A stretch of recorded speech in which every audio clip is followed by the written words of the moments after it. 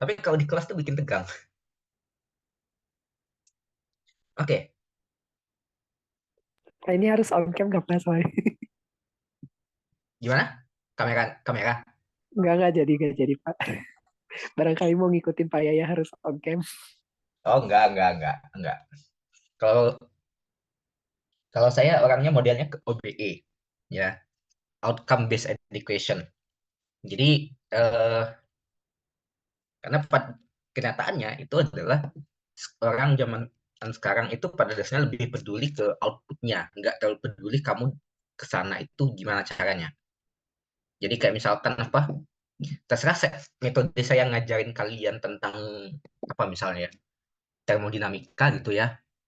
Apakah caranya saya itu aneh atau sesuai dengan apa full mengikuti silabus gitu ya? Apa saya nyimpang sana ke sini? Terserah. Yang penting nanti kalian selesai-selesai itu paham termodinamika gitu ya. Eh, Satria kalau nggak salah GTKF ya sama saya ya kemarin itu. Iya Pak yang kinetika kimia sama GTKF terus sama Kinetika komputer. sama GTKF ya. Tidak sama Bang. Ya, saya ingat banget itu ini. Jadi saya kasih data reaksi. eh Begitu diplot itu kayak gini plotnya. Ingin nggak? Iya Pak banyak plotnya kalau nggak salah. Sebenarnya itu Oh satu iya ya. yang salah Cara plot. cara ngejawabnya itu adalah hitung sampai sini aja ngitungnya. Yang ini itu karena reaksi yang di daerah sini reaksinya udah selesai, nggak usah dihitung lagi. Baik. Ya, oke. Tapi itu bukan bagian dari materinya ya. Jadi materinya untuk minggu ini, pekan ini eh, ke sesuatu yang disebut sebagai teori medan kristal. Ya. Nah, teori medan kristal sebenarnya udah saya jelaskan secara singkat kemarin. Teori medan kristal itu udah saya jelaskan secara singkat pas sebelum seleksi ya. Jadi sebelum seleksi kan saya sempat ngasih materi tentang kimia kompleks dan koordinasi. Alejandro waktu itu datang nggak? Saya nggak ingat waktu itu. Alejandro datang apa nggak? Soalnya waktu itu agak banyak orangnya. Enggak, Pak. Nggak datang. Oke. Oke, mungkin sedikit saya ingatkan dulu. Ya. Jadi ini adalah beberapa konsep dasar saat kita bicara tentang kimia kompleks dan kimia koordinasi. Ya. Ada istilahnya itu kompleks koordinasi. Ya. Di sini ada dua kata. Ada kata koordinasi dan ada kata kompleks. Oke. Kata koordinasi itu artinya dia mengandung ikatan kovalen koordinasi. Oke, ikatan kovalen koordinasi. Makanya istilahnya itu koordinasi. Ada juga istilahnya itu kompleks, ya. Nah, senyawa itu bisa kompleks tanpa koordinasi dan bisa koordinasi tanpa kompleks. Contoh kompleks tanpa koordinasi, ya. Kompleks tanpa koordinasi misalkan senyawa eh, misalkan kompleks dimer misalkan. Jadi misalkan kalian punya eh, H2O misalkan ya, H2O seperti ini.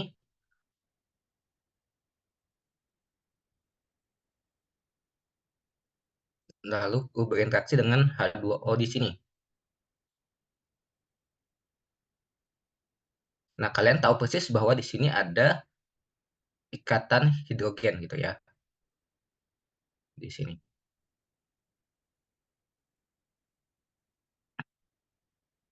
Nah, yang seperti ini istilahnya itu kompleks. Kalau kayak gini. Kompleks itu artinya seandainya kalian punya lebih dari satu komponen. Ya, jadi masing-masing komponennya itu bisa berdiri sendiri. Itu istilahnya kompleks. Koordinasi itu kalau misalkan pasangan elektron yang digunakan dalam apa? Dalam ikatannya itu murni cuma dari salah satu atomnya. Ya, kalau misalkan pasangan elektron yang digunakan dalam ikatannya itu cuma berasal dari salah satu atomnya. Contohnya itu adalah karbon monoksida. Ya, karbon monoksida. Saat menggambar karbon monoksida, kalian biasanya gambarnya kayak gini. Ya, gambarnya kayak gini. Habis itu ini ada ikatan dua dan satu ikatannya lagi itu adalah ikatan koordinasi.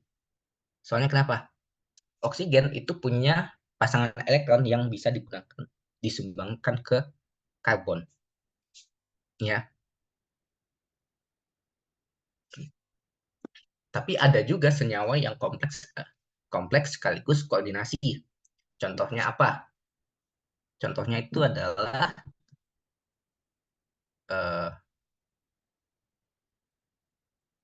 H3N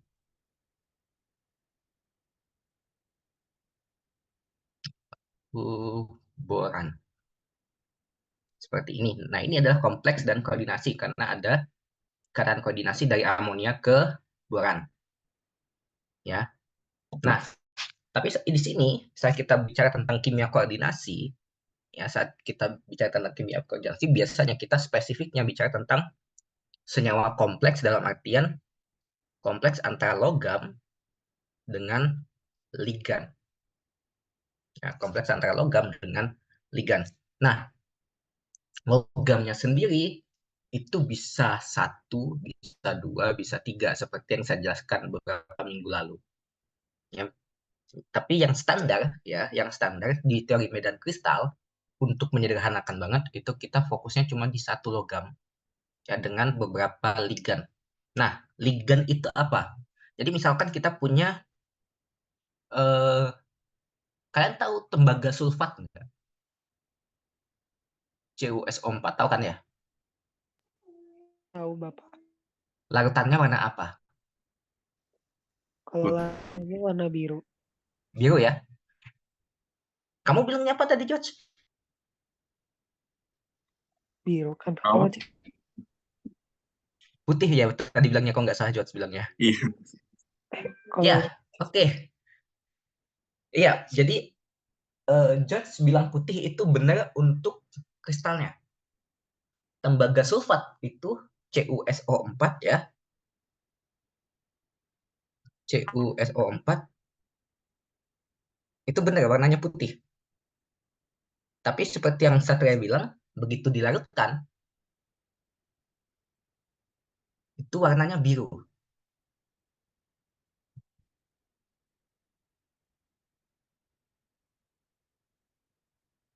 Itu warnanya biru. Kenapa bisa beda warna? membentuk kompleks dengan H2O, Pak. Karena dia membentuk kompleks, ya. Jadi yang terjadi itu adalah di dalam larutan, ini kan terdisosiasi nih. Ini pecah jadi dua bagian nih. Ada Cu2+ dan SO4 2-. Cu-nya membentuk namanya itu kompleks. Jadi di sini dia akan tersebar, ya, tersebar di 3 sumbu itu adalah H2O, ya, H2O.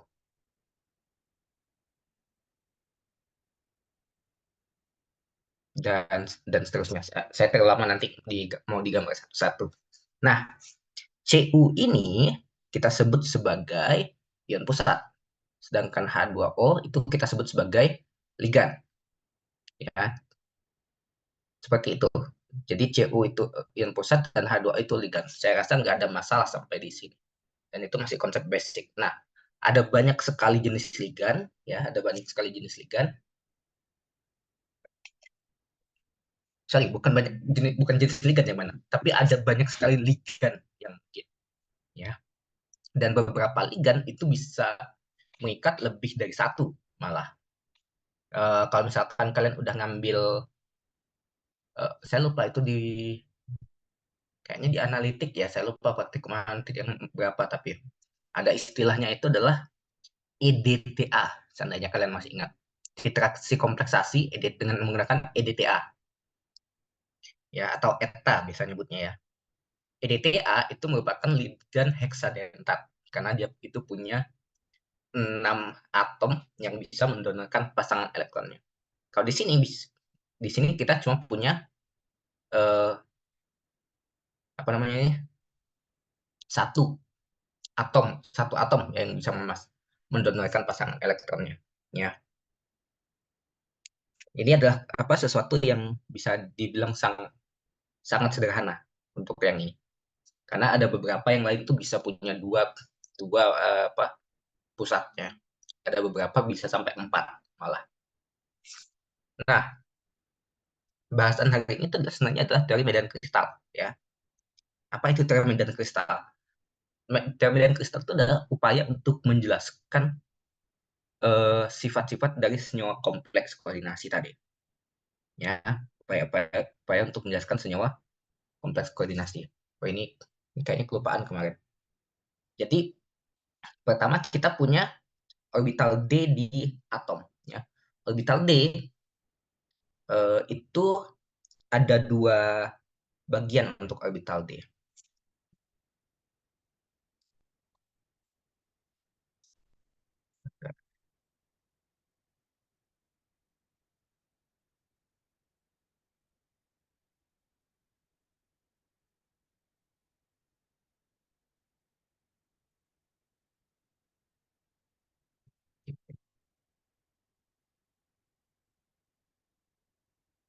Hmm, gimana sih kemarin?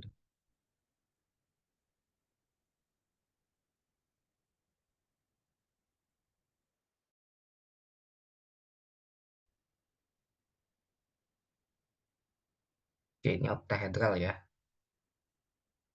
Jadi orbital D, seandainya kita bisa lihat di sini, ya, ada orbital DZ di sini.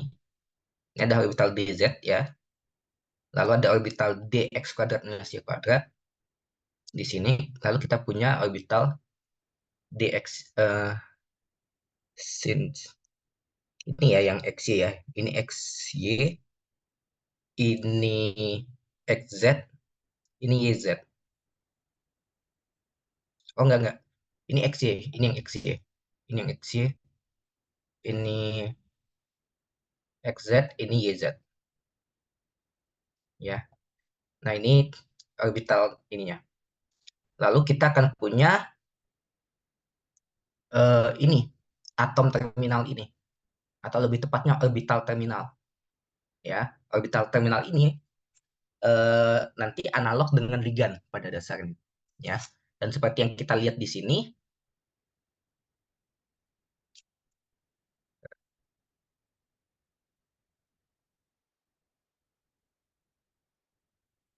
tambah folder dulu.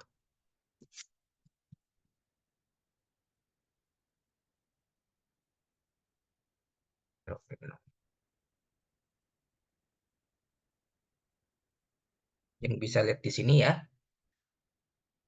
atom terminalnya itu dekatnya itu dengan yang di sumbu ini ya. Kalau misalkan kompleksnya tuh oktahedral. Kalau kompleksnya oktahedral, kalau kompleksnya tetrahedral nanti bakal beda. Ya, kalau misalkan kita kompleksnya itu tetrahedral, eh,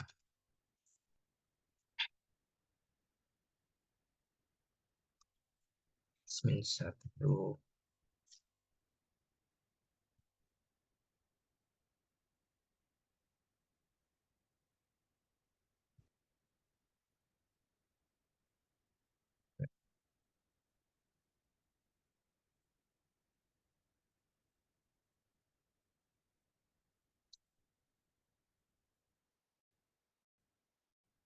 plus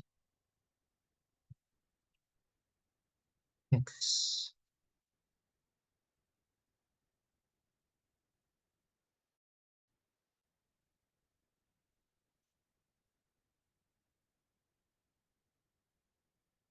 Y, Z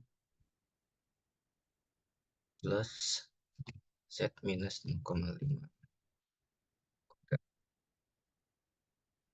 kejauhan 0,4, 0,2.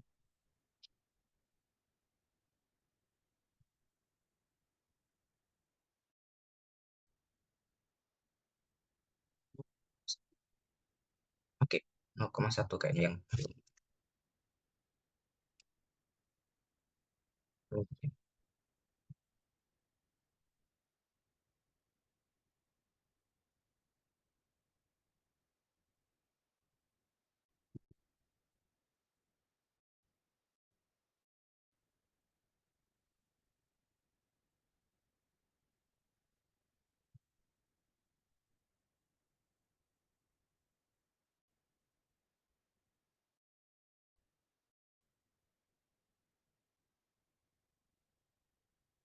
0, 0,06.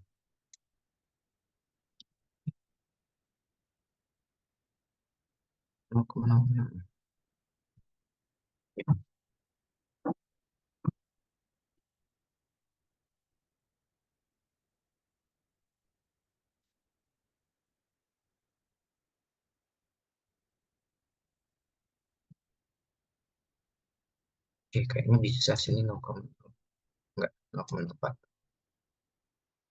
Oke,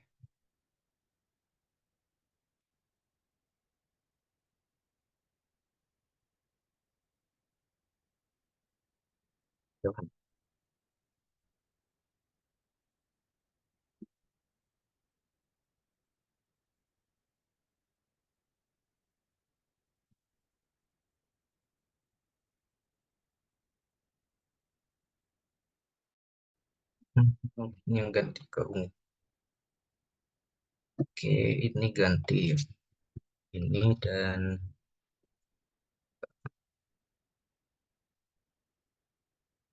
ini.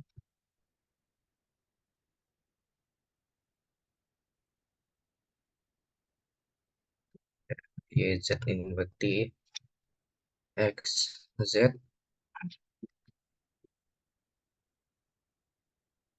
lalu ini X. Oke.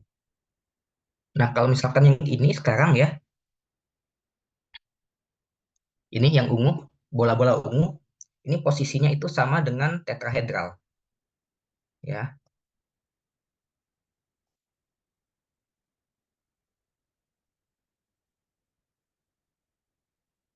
Ini nggak masuk di folder ya.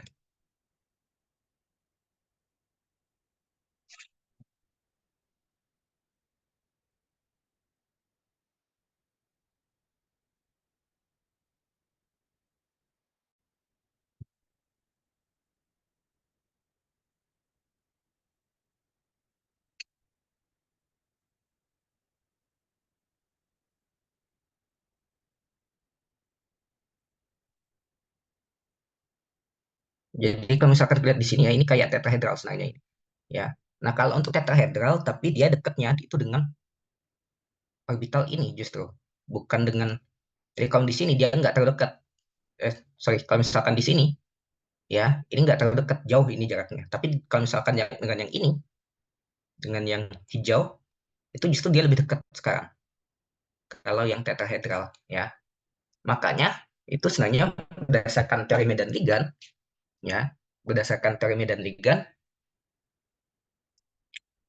geometri orbital itu berpengaruh terhadap geometri molekul itu berpengaruh terhadap eh, tingkat energi, ya, dasar berpengaruh terhadap tingkat energi.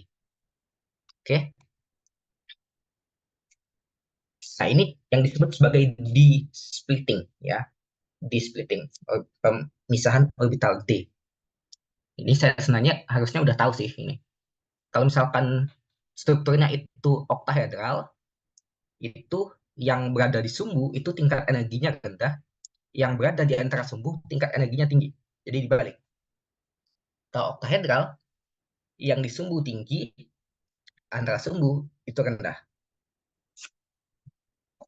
Nah, tapi beda cerita sama tetragonal, ya. Beda cerita sama tetragonal. Tetragonal itu sebenarnya dihasilkan dari oktahedral. Jadi kalau misalkan oktahedral itu pada dasarnya sama kayak kubus, gitu ya, kayak kubus seperti ini,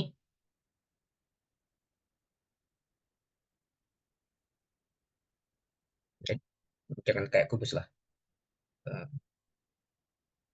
Jadi kalau misalkan apa, oktahedral itu posisi orbitalnya sama panjang gitu ya, panjang ikatannya itu sama ke segala arah gitu. Nah, di tetragonal ini lebih panjang, di sumbu Z itu lebih panjang, ya, di sumbu Z-nya itu lebih panjang. Kalau lebih panjang berarti energinya akan lebih rendah. Kenapa? Karena ini kan sebenarnya dari tolakan nih. Karena ini dari tolakan energinya lebih rendah sehingga Eh, sehingga yang ada sumbu Z-nya, yang ada Z-nya di sini, tingkat energinya akan turun. Jadi DZ itu turun, XZ dan YZ juga akan turun. Ya, Z DZ kuadrat turun, XZ dan YZ turun, juga turun. Untuk mengkompensasi itu, maka XY dan X kuadrat minus Y kuadrat itu eh, bakal apa? Bakal eh, naik untuk mengkompensasi penurunan dari orbital yang ada Z-nya. Kalau square planar gimana? Kalau square planar itu pada dasarnya tetragonal, tapi diambil titik ekstrimnya. Jadi ini kayak jauhnya itu tak hingga ligan di square planar itu. Jauhnya tak hingga sehingga Z-nya itu turun lagi. Ya, Z-nya itu turun lagi. Yang mengandung dz kuadrat ini. Nah, itu yang menjelaskan dari D-splitting kenapa urutannya itu seperti itu. Jadi kita bisa mulai dari tetrahedral ke oktahedral ya. Cuma dibalik aja. Lalu kita pecah tingkat energi masing-masing orbital di tetragonal dan di square planar. Ya, saya sama George paham ya kalau yang ini Aman. aman. Ya, soalnya kamu udah belajar ya George ya. Iya, Pak. Jadi kalau misalkan kamu masih lupa yang ini, ntar tak cita.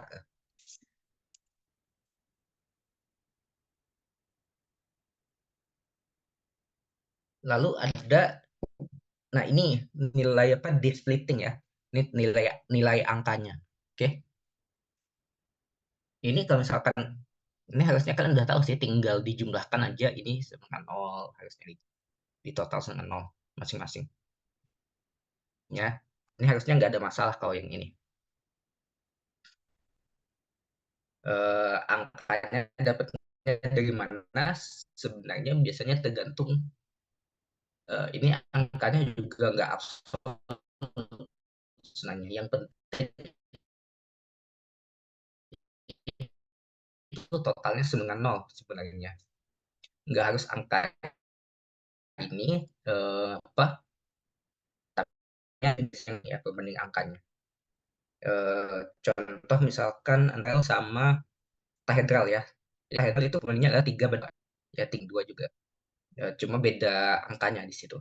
Dan tetrahedral biasanya cenderung lebih sempit deltanya ya. Nah, tapi untuk apa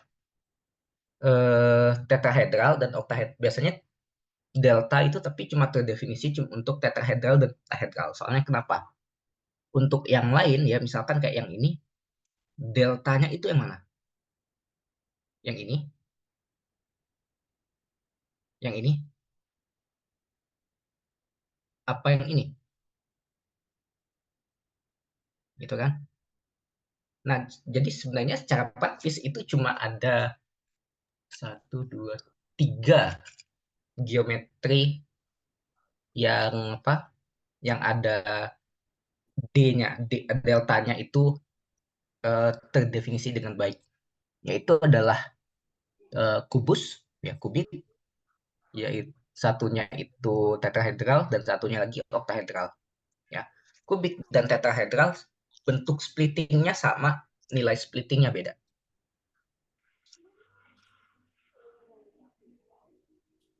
Ini kubik. Ini bisa dilihat ya, kubik di sini 2 dan 3. Ya, di sini juga sama 2 dan 3. 2 di bawah, 3 di atas. Kebalikan sama oktahedral. Oktahedral itu 2 di atas, 3 di bawah. Bedanya antara tetrahedral sama kubik itu adalah tetrahedral menggunakan istilah EG dan T2G, tetrahedral cuma menggunakan istilah E dan T2. Itu alasannya kenapa, George? Tahu nggak? Simetrik. Simetri. Ya, karena tetrahedral itu tidak punya titik inverse. Oke, ini harusnya tahu ya kalau yang ini ya. spectrochemical series. Ini perlu jelasin nggak? Spectrochemical series. Spectrochemical series sudah. Sudah Gimana? deh, Pak. Tapi palingan back bonding aja kalau bisa. Back bonding itu materinya di itu George, di apa di eh organologam. Mungkin nanti Siap. Monica apa Siva nanti mungkin bisa coba request ke, saya nggak tahu, Pak Ali apa Bumia nanti ya. Mungkin bisa request ke mereka buat bahas tentang organologam, atau satunya apa lagi George? Sama satu ya, atau kalau di anorganik kalian yang bermasalah apa satunya lagi? Boran ya kalau nggak salah. Boran ya kalau nggak salah ya. Gitu.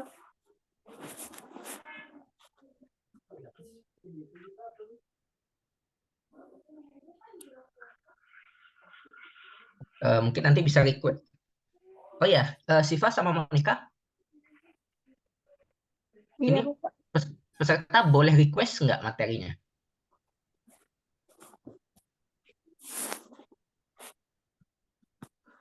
sepertinya boleh, Pak. Gimana? Gimana?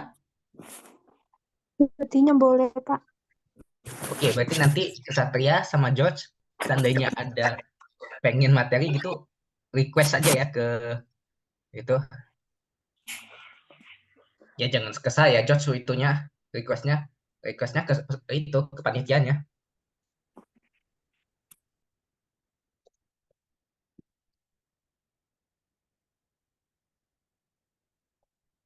Oke, direct spektrokimia. Ya, direct spektrokimia ini harusnya nggak ada masalah ya. Ini pada dasarnya didasarkan dari seberapa besar dia mempengaruhi nilai delta, ya, nilai delta. Kita punya 3 delta ya, yang umum yaitu delta O, delta T, dan delta C. Delta, tapi yang biasanya disebut itu cuma satu, delta O, yaitu desplitting untuk ligan oktahedral, ya, untuk kompleks oktahedral. Nah, ada beberapa faktor ya yang mempengaruhi nilai delta O itu. Nah, di sini saya kasih contoh beberapa ininya. Yang pertama itu adalah kekuatan ligan. Tadi udah kita